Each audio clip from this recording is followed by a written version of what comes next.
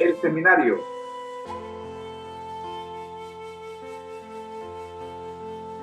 Conéctate a Jesús. Y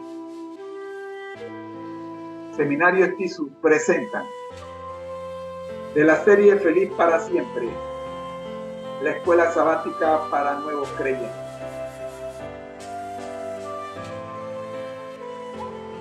Amigos, nos estamos gozando grandemente el día de hoy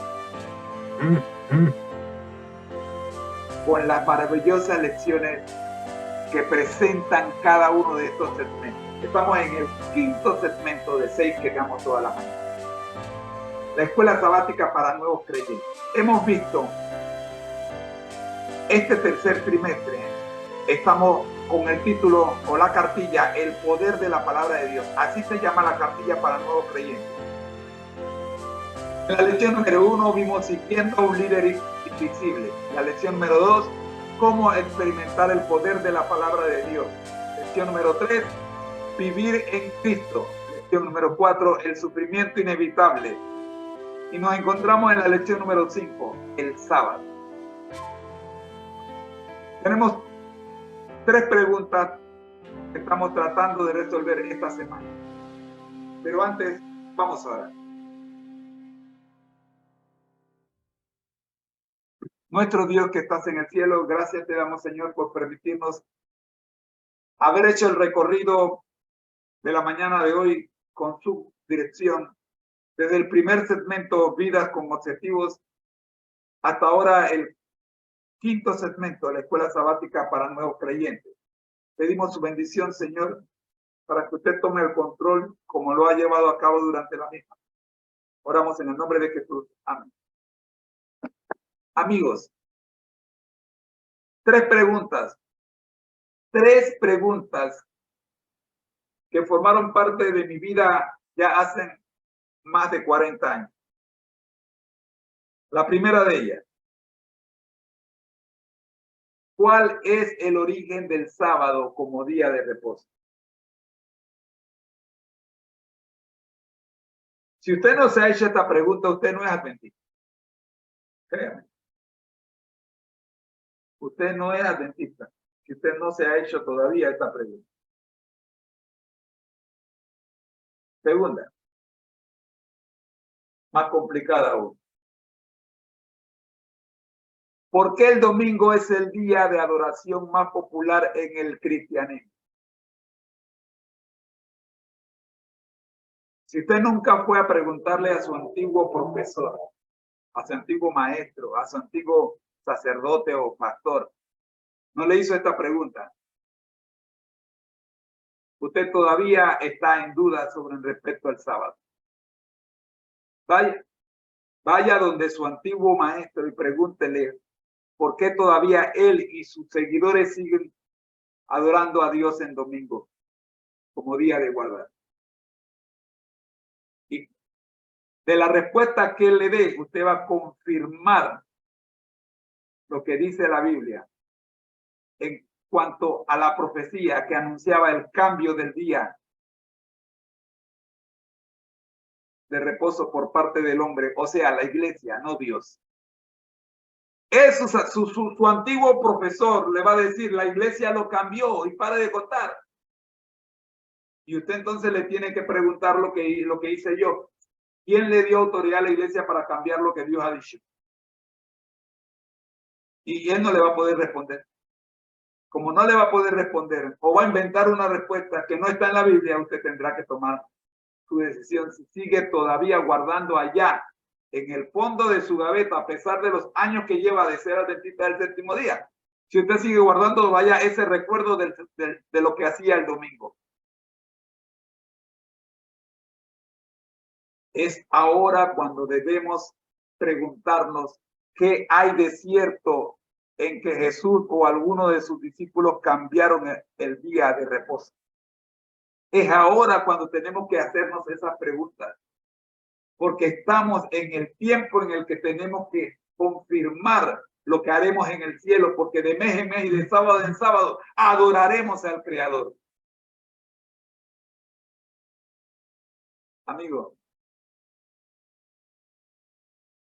el versículo que cambió mi vida, créanme, este es el pasaje de la Biblia que cambió mi vida. Éxodo 28 al 11. Por 22 años yo había creído en un Dios, pero cuando conocí la realidad que aparece en Éxodo 20, sobre todo los versículos 8 al 11, no pude seguir viviendo como vivía antes. Necesitaba hacer algo. Necesitaba hacer los cambios que me exigía la palabra de Dios. ¿Qué dice Éxodo 20, 8 al 11? Acordarte del día de reposo para santificarlo. 6 días trabajarás y harás toda tu obra, mas el séptimo día es reposo para Jehová tu Dios. No harás obra alguna, tú, ni tu hijo, ni tu hija, ni tu criado, ni tu siervo, tu bestia, ni tu extranjero que se encuentre dentro de tus puertas, porque en 6 días hizo Jehová los cielos y la tierra, el mar y todas las cosas que en ellos hay, y reposó en el día séptimo. Por tanto, Jehová bendijo el día de reposo y los santificó. Lo que el Señor te pide del versículo 8, 9 y 10, del versículo 8 al 10, te lo explica en el versículo 11. Te está pidiendo que hagas esto porque en 6 días hizo Jehová los cielos y la tierra. Mira lo que te voy a decir. Tú no puedes decirme a mí que tú crees que Dios es el creador y sigues adorándolo en domingo o en cualquier otro día que no sea el sábado. La mayor evidencia que tú puedes presentar, la mayor prueba que tú puedes presentar de que tú crees que Jehová es el creador, que Dios es el creador, que el Padre Celestial en combinación con el Hijo y el Espíritu Santo crearon todo lo que está en nuestro alrededor y te crearon a ti, es guardando el sábado. Esa es la evidencia que tú le muestras al mundo de que Dios es el creador. Oye, ¿por qué tú no trabajas en sábado? Porque Dios me creó. Y Él, cuando me creó, me dijo, descansa en sábado. Lo primero que hizo el hombre después de ser creado fue descansar.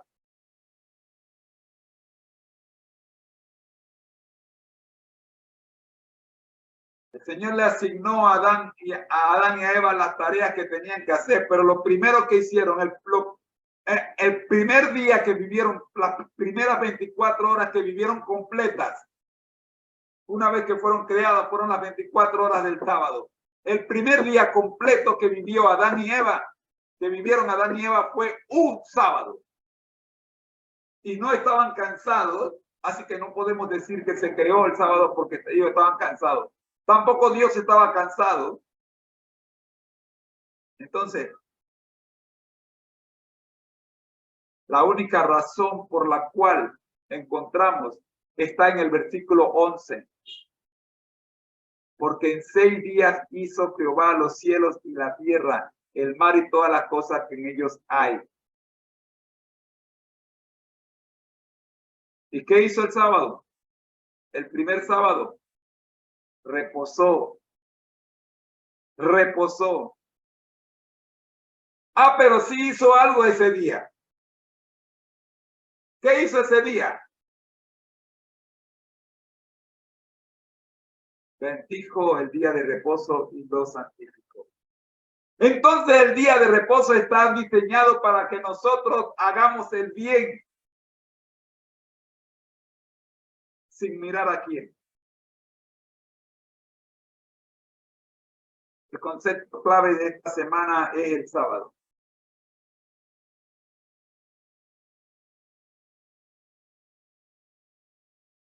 El cuarto mandamiento de la ley de Dios ordena la observancia del sábado como día de reposo.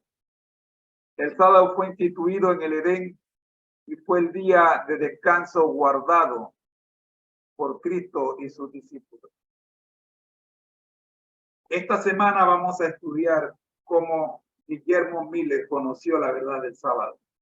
Y te invito a que te quedes con nosotros en el segmento, el tema central, el libro El conflicto de los siglos, que por cierto es el cuarto segmento de esta serie diaria. Hemos visto el día domingo,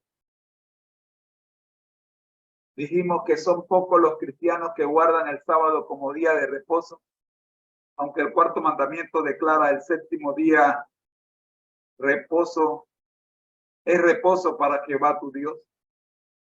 Gente que dice creer en la palabra de Dios han sugerido que cada día, cada cristiano debería seleccionar su propio día de reposo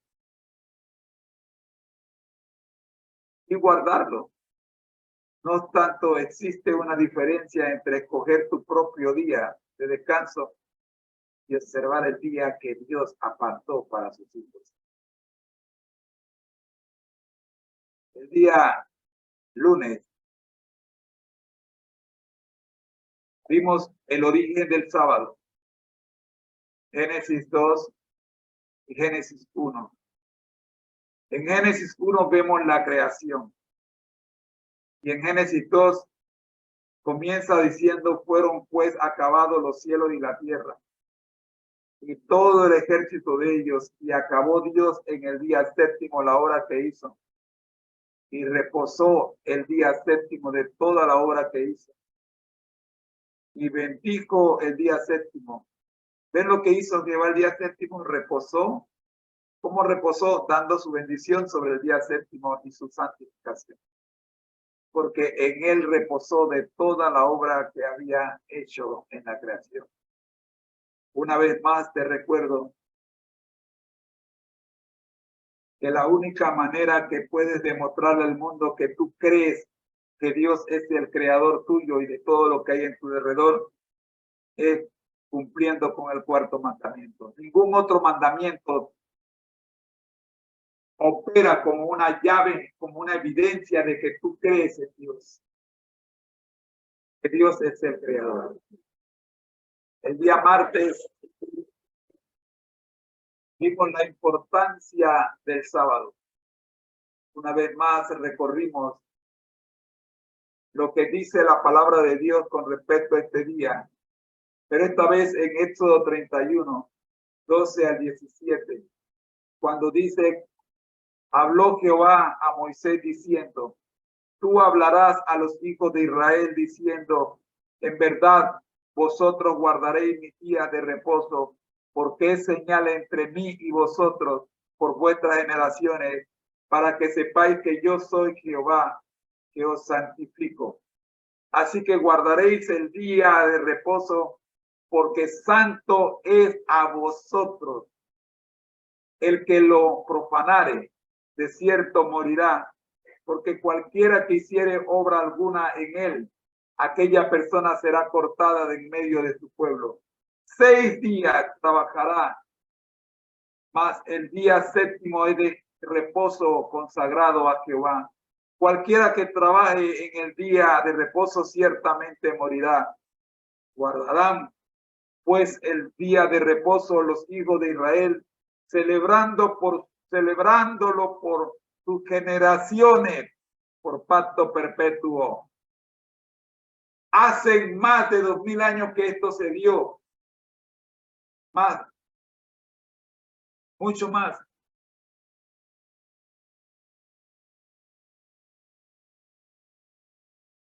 Pero no tiene fin. Es un pacto perpetuo. Y termina diciendo: señales para siempre entre mí y los hijos de Israel, porque en 6 días hizo Jehová los cielos y la tierra, y el 7º día cesó y reposó. Amigo, más claro no puede estar en la palabra de Dios esta verdad. Si tú le quieres encontrar la quinta pata al gato, cuidado, puede ser la cola que la está confundiendo con una pata. Para hoy día tenemos, ayer vimos Jesús y el sábado. Y lo vimos con el ejemplo de la forma en que el Señor hizo milagros en sábado, 2 de ellos. El espíritu inmundo que tenía un hombre y cómo el Señor lo liberó de ese espíritu en sábado. Y el paralítico de Betesda, de 38 años estaba ahí esperando. También vimos el sanamiento de la suegra de Pedro, quien tenía una gran fiebre.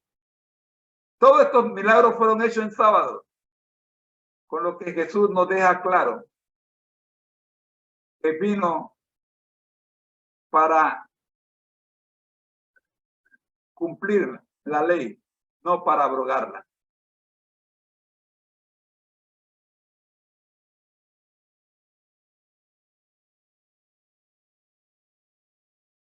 Invité a que leyeras Juan 5, 1 al 18, el día de ayer. Y concluimos con la cita del deseo de toda la gente, hablando de esta experiencia que te pedí que leyeras. La ley prohíbe el trabajo secular en el día de reposo del Señor. Debe cesar el trabajo con el cual nos ganamos la vida. Ninguna labor que tenga por fin el placer mundanal o el provecho es lícita en ese día. Conozco a un hermano que me dijo que él no iba a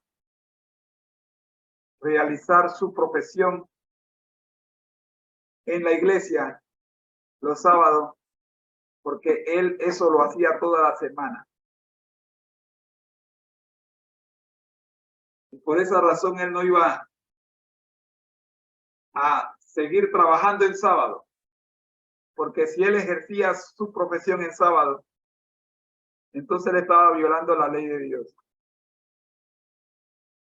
Qué equivocado está este hermano. Pero ¿quién lo va a convencer de que está equivocado? ¿Yo? No, señor, no es mi tarea. Yo no voy a entrar en discusión con él ni con nadie con respecto a esto. Si el Espíritu Santo no te convence, ¿quién soy yo para convencer? Sigue viviendo de ese lado. Solamente te voy a recordar que el único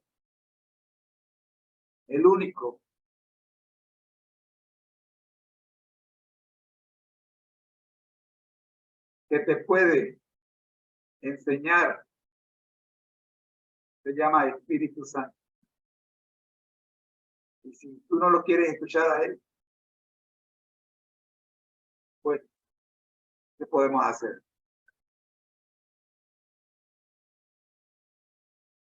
La cita sigue diciendo,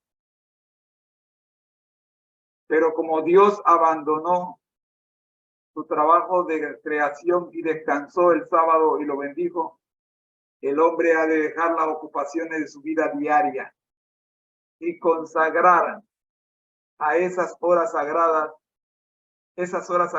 al descanso sano, al culto y a las obras santas. La obra que hacía Cristo al sanar a los enfermos estaba en perfecta armonía con la ley. Honraba el sábado. Cuando tú le ofreces tu talento al Señor en la música, en el arte, en la fotografía, en la contabilidad, en la administración de empresas, en la profesión que tú tengas, sin costo alguno, sin reclamar un honorario, tú estás guardando el sábado. Jesús curó, le atendió y que yo sepa nadie le pagó. Lo hizo en sábado. Y si Él lo hizo en sábado, ¿por qué tú te agarras de la excusa de que tú no puedes hacerlo porque es día de reposo? Para hoy jueves tenemos los apóstoles y el sábado. Y para esto tengo un video cortito que quiero que veas, respondiendo a la pregunta, ¿qué ocurrió el año 70 después de Cristo? Es la pregunta que aparece en el día jueves de nuestro estudio esta semana. No hay ni la más mínima duda de que, según los evangelios, Jesús observó el séptimo día, sábado, como día santo de reposo. En la actualidad, quienes guardan el domingo, por lo general, afirman que el sábado es una festividad judía y que ellos adoran en el primer día de la semana con el fin de conmemorar la resurrección de Jesús. ¿Acaso tiene esa idea algún fundamento bíblico? Cuando estaba prediciendo la destrucción de Jerusalén, ¿qué ocurrió en el año 70 después de Cristo? ¿Qué comentario hizo Jesús respecto al sábado? Mateo 24:20. Vamos a leer Mateo 24:20 y con esto vamos a introducirnos en lo que ocurrió en el año 70 después de Cristo. Dice el versículo 20 de Mateo 24. Orad, pues, que vuestra huida no sea en invierno ni en sábado. Veamos qué ocurrió en el año 70 después de Cristo.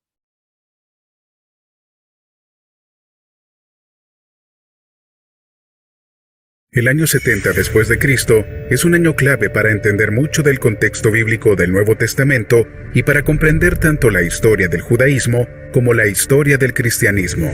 Pero, ¿qué fue lo que realmente sucedió ese año? Gesio Floro amaba el dinero y odiaba a los judíos. Como procurador romano, gobernó Judea, cuidando poco su religiosidad. Cuando los ingresos fiscales eran bajos, se apoderó de la plata del templo. A medida que crecía el alboroto contra él, en el año 66 después de Cristo, envió tropas a Jerusalén que masacraron a al menos 3.600 ciudadanos. La acción de Floro provocó una rebelión, la primera revuelta judía que se había estado gestando durante algún tiempo. La revuelta judía comenzó y se encontró con su amargo final, en Masada, una gran roca que domina el Mar Muerto construida originalmente por Herodes el Grande. Los romanos habían construido una fortaleza prácticamente inexpugnable allí. Sin embargo, las atrocidades de Floro inspiraron a algunos judíos a atacar Masada. Sorprendentemente, ganaron, masacrando al ejército romano allí. En Jerusalén, el capitán del templo se solidarizó con la revuelta al detener los sacrificios diarios al César y pronto toda Jerusalén estaba alborotada, expulsando o matando a las tropas romanas. Entonces toda Judea y luego Galilea se rebeló. Cestio Caius, el gobernador romano de la región, marchó desde Siria con 20.000 soldados. Asedió Jerusalén durante 6 meses, pero falló. Dejó 6.000 soldados romanos muertos, sin mencionar el armamento que los defensores judíos recogieron y usaron. El emperador Nerón luego envió a Vespasiano, un general condecorado, para sofocar la rebelión de Judea.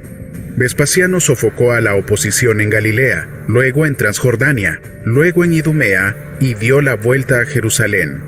Pero antes del golpe de gracia, Nerón murió. Vespasiano se vio envuelto en una lucha de liderazgo que concluyó con los ejércitos orientales pidiéndole que fuera emperador. Uno de sus primeros actos, luego de su ascenso como emperador en el año 69 después de Cristo, fue nombrar a su hijo Tito para conducir la guerra contra los judíos. Por ahora, Jerusalén estaba aislada del resto de la nación, y las facciones dentro de la ciudad luchaban por encontrar estrategias de defensa. A medida que avanzaba el asedio, la gente comenzó a morir de hambre y peste. La situación era tal que, por ejemplo, la esposa del sumo sacerdote, que una vez vivió en medio de lujo, tuvo que buscar migajas en las calles. Mientras tanto, los romanos emplearon máquinas de guerra para lanzar rocas contra los muros de la ciudad. Los defensores judíos luchaban durante el día y reconstruían los muros en la noche. Finalmente, los romanos atravesaron el muro exterior, luego el segundo y finalmente el tercer muro. Aún así, los judíos lucharon, corriendo hacia el templo como su última línea de defensa. Ese fue el final para los valientes defensores judíos y para el templo. El historiador Josefo afirmó que Tito quería preservar el templo, pero sus soldados estaban tan furiosos con sus recientes oponentes que lo quemaron. Finalmente, los judíos de Jerusalén que quedaron vivos fueron asesinados o vendidos como esclavos. Por otro lado, la resistencia judía que había tomado Masada la mantuvo durante al menos 3 años más. Cuando los romanos finalmente construyeron una rampa de asedio e invadieron la fortaleza, encontraron a los defensores muertos. Se habían suicidado extranjeros. Estos hechos marcaron el fin de un Estado judío hasta los tiempos modernos. La destrucción del templo también significó un cambio en la adoración de los judíos, aunque ese cambio había comenzado cuando se habían dispersado después del exilio. La primera destrucción del templo por los babilonios en el año 586 a.C. había obligado a los judíos a convertirse en personas de libro. El triste final del templo cerró la puerta al sistema de sacrificios. Las ceremonias se ajustaron para el hogar y la sinagoga. El Sanedrín se disolvió y el centro de la religión judía se trasladó a las instituciones educativas de Yamnia. Pero, ¿qué hay de los cristianos? ¿Dónde estaban? Fuera de la ciudad, básicamente. Muchos habían sido expulsados de Jerusalén por la persecución décadas antes. Eusebio escribió que cuando comenzó la revuelta en el año 66 después de Cristo, algunos de los cristianos judíos restantes huyeron a Pella, una ciudad al otro lado del río Jordán. Se podría decir que estos eventos balancearon el equilibrio de poder de la joven iglesia hacia los gentiles. Misioneros como Pablo originalmente habían tratado con una iglesia judía fuerte con sede en Jerusalén, pero la no participación de los judíos cristianos en la revuelta creó una brecha obvia entre ellos y sus contrapartes tradicionales. Después del año 70 después de Cristo, a los cristianos no se les permitió entrar de nuevo en las sinagogas. La caída de Jerusalén, entonces, hizo a los cristianos aún más distintos de los judíos e impulsó a la iglesia a desarrollarse principalmente entre los gentiles.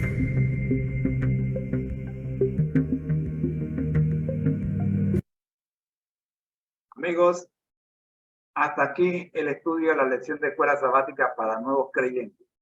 La invitación es para que nos acompañen mañana cuando tendremos la conclusión de este estudio. Mañana viernes tendremos la conclusión de este estudio. Por ahora, oremos. Gracias, Señor, le damos por permitirnos el estudio de la lección de escuela sabática para nuevos creyentes. Oramos, buen Dios, para que estos datos históricos sirvan de ayuda y de fortaleza en nuestro crecimiento espiritual. Por Jesús. Amén.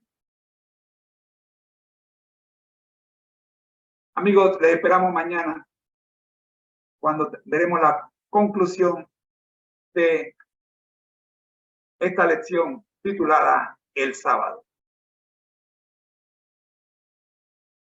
Soy su hermano en Cristo, José Moreno. Ha sido una presentación del Ministerio Conéctate a Jesús y Seminario y Tutoría Kisu. Somos mucho más que cursos y clases privadas. Quédate con nosotros, que ya regresamos con la parte final de nuestra programación de hoy, la Escuela Sabática Regular. Ya regreso. Bendiciones.